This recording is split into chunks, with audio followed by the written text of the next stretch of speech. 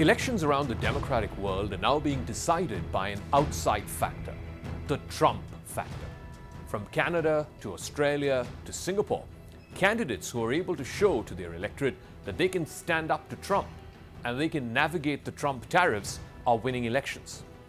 In Australia this weekend, incumbent Prime Minister Anthony Albanese led the centre-left Labour Party and won a second term. Getting a second term is seen as a holy grail in Aussie politics, which now Albanese has managed to breach. His main challenger was Peter Dutton, leader of the Conservative Liberal National Coalition.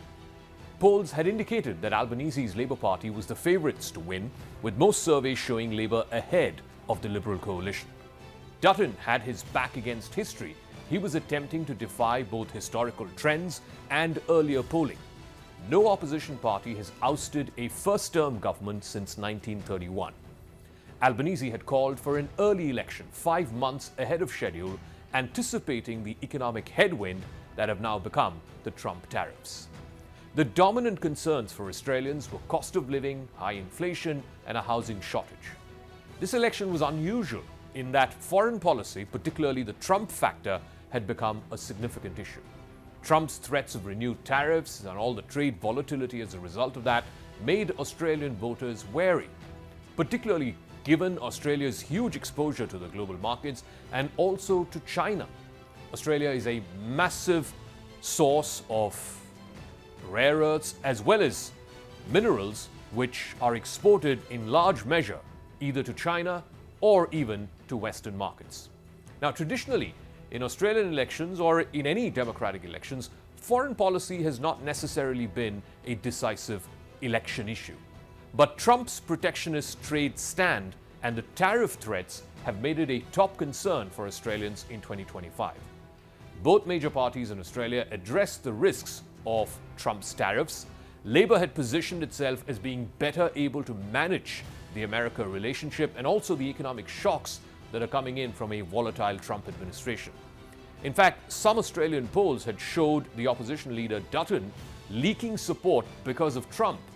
In fact, Dutton had earlier this year praised Trump as a big thinker with gravitas on the global stage. Albanese, on the other hand, condemned Trump's tariffs as an economic self-harm act. He also said that these were not the actions of a friend. For Australia, these tariffs are not unexpected, but let me be clear, they are totally unwarranted. The administration's tariffs have no basis in logic, and they go against the basis of our two nations partnership. This is not the act of a friend. There is now clearly emerging evidence that being the candidate who is best placed to stand up to Trump is one of the decisive factors for voters. The ability to manage the American relationship and to protect Australia's trade interests by Albanese was seen as a key electoral asset. Albanese promised to embrace renewable energy, tackle a worsening housing crisis. He also promised to pour more money into a creaking healthcare system. The Liberal Party leader, who also happened to be a former police officer, Dutton, he wanted to slash immigration, crack down on crime, and ditch a long-standing ban on nuclear power. Economic concerns dominated the contest for many Australian households, many of whom are struggling to pay inflated prices for milk, bread, power, and petrol. A total of 18 million voters enrolled for the election. More than a third of them had already cast an early ballot. Voting is compulsory in Australia. There are enforced fines up to 20 Australian dollars, which leads to a turnout that oftentimes tops 90%, which in the democratic world is unheard of. But it's not just Australia. Singapore's general election too saw Prime Minister Lawrence Wong leading the ruling People's Action Party to a massive landslide. Wong won his first electoral mandate since taking over from Lee Hsien Loong, the son of Singapore's founder and modern-day maker Lee Kuan Yew. The main opposition, the Workers' Party, led by Pritam Singh, contested fewer than a third of the seats. What the US is doing now is not reform. It is rejecting the very system it created. The US may have decided to turn protectionist, but the rest of the world does not have to follow the same path. We will identify other partners to join us and work around this to ensure resilience and maintain critical parts of the multilateral system while laying the foundations for a possible new and different global system that can be achievable later. Both the ruling party and the opposition have presented a united front against American protectionism. They've emphasized the need for Singapore to remain trade resilient and united in the face of global trade uncertainty. In Singapore, like in Australia, Prime Minister Wong and his ability to stand up to Trump and negotiate favorable trade deals is seen as an important for his leadership image. But the PAP's electoral dominance means that election outcomes in Singapore hinge mostly on domestic issues and the overall performance of the party. But the Australia and Singapore examples were preceded by what happened, and quite dramatically at that, in Canada recently.